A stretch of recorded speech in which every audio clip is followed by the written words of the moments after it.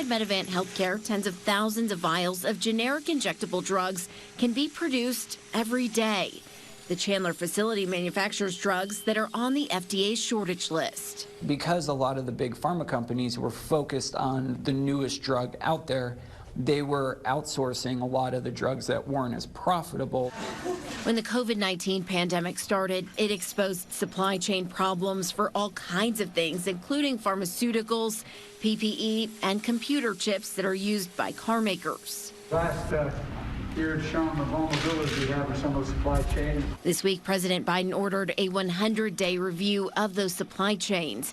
The administration says it could lead to a boost in domestic production of critical supplies, something Medivant says they're ready to tackle. We're the newest pharmaceutical manufacturing facility in the nation right now, and so we're able to start, in a very small way, chip away at that system that's been outsourced for so long.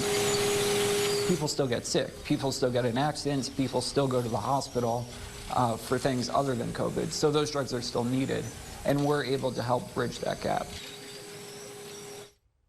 Medivant Healthcare says by mid-2022, they plan to be producing 100 million vials per year. Scott, they are hiring.